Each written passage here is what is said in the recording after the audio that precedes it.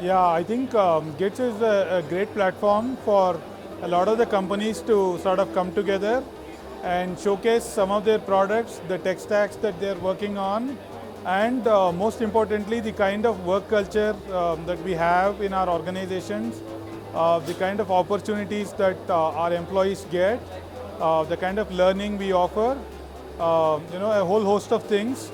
And it also gives us a perspective, of what others are, also doing in this space and what kind of collaborative opportunities exist.